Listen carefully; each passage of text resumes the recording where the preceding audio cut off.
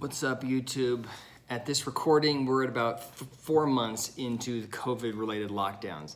Some states have opened up, some are still kind of shut down, some have opened up and then shut down again. People don't trust the government, people don't trust the media. It's an absolute nightmare, kind of no matter how you look at it. So I thought it would be valuable to use this video to talk about one particular portion of this mess, which is the media's handling of it. Now, certainly we've heard people complain about the media being overly negative. I think that's pretty well known. But what I thought would be valuable is to talk about the specific impact of the media's negativity. From a psychological standpoint, how is it impacting people? Before we jump in, please take 1 second to hit that like button below. It really helps with the Google algorithm, and I will be forever grateful. Thanks. Pop Psych, and here's why. It stands for popular psychology, and through YouTube, I will become popular, and I'll be a popular psychologist. I'm David Colarosi.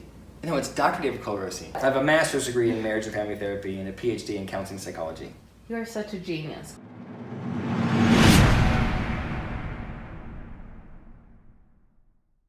So thinking about the media's influence, how do you think the US has compared to other developed countries in response to the COVID crisis? Have we had more deaths? Have we had less deaths? Has the virus spread faster or slower in the United States? If you look at individual citizen behavior, are people wearing their masks more frequently in the US or less frequently? Are we better or worse at social distancing or staying quarantined when we think we might be sick? How do you think we've behaved? If you're like me, I bet many of you believe the US is at the bottom of the list. We probably have the most deaths, we probably spread the virus at the fastest rate, no one wears masks, no one socially isolates, we're terrible at quarantining. That's my assumption. My assumption is that we have performed worse than every other developed country. But the reality is we really don't know how the US has performed in comparison to other developed countries. It's difficult for us to trust our data and difficult for us to trust the data given to us by others. And it's very hard for researchers to control for things like population density, population size, the impact of weather, and things like increased testing. And yet, many of us are convinced that the United States is performing much worse than the rest of the world. And it's no wonder why. We are inundated with stories telling us that our populace is selfish and unwillingness to follow rules and guidelines. We don't want to wear masks, we're unwilling to social distance, we don't quarantine when we're sick. We constantly do things the way we want to do things and have difficulty listening to authority. So what do you think is the impact of all this negative media? Do we feel shame and get our act together? Do we look at people across the world and change our behavior to align more with theirs? Or do we dig our heels in and push back? As you think about the impact of the media, I want you to consider two theories from social psychology. The first theory is attribution theory. This is a very simple theory that just states that in response to events, people place blame either on themselves, internal attribution, or on external parties, external attribution. So the classic example is if you're driving down the road and your car breaks down. Internal attribution would say, well, I'm a bad driver, I must have hit a pothole, I must not have been vigilant enough about taking care of my car, it's my responsibility, something's wrong with me. That's internal attribution. External attribution would be to say, this is a crappy car, it's made by a crappy company, or the road is crappy and the city is responsible for these crappy roads and that's why the car broke down. That's external attribution. While attribution theory seems simple and obvious, it's actually critical to influencing behavior. When people make an internal attribution, they are much more likely to change their behavior. They're motivated by the internal locus of control. If I think I'm responsible for things, I am more likely to change my behavior than if I simply believe that the world is responsible for negative events. So that's theory one. The second theory is cognitive dissonance theory. Cognitive dissonance states that people they experience dissonance when they believe one thing and behave in another way. If you have a belief or an attitude that goes in opposition to your behaviors, you experience some dissonance. The easy example is smoking.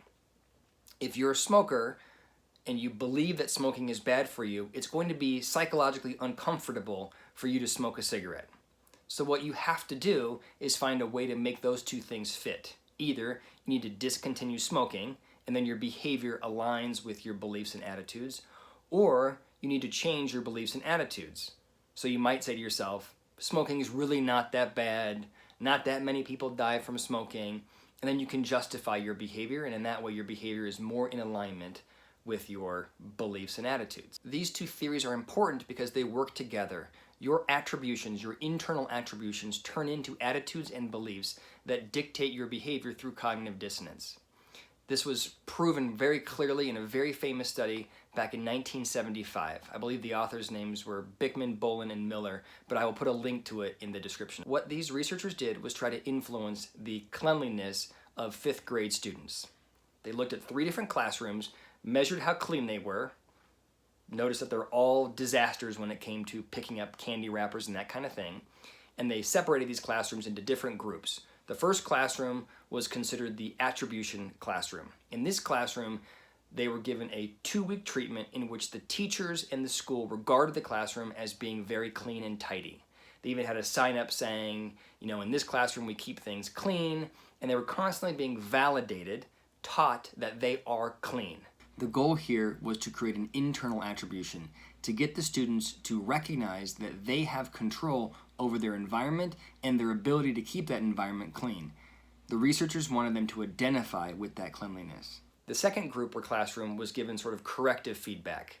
You need to stop being messy, you're always messy, you need to knock it off. If you keep being messy, you're not going to get things. We're going to give you some kind of punishment for your negative behavior, right? So classroom A is told you're clean and great. Classroom B is told you're messy, knock it off. And classroom C was just a control group and there was no intervention.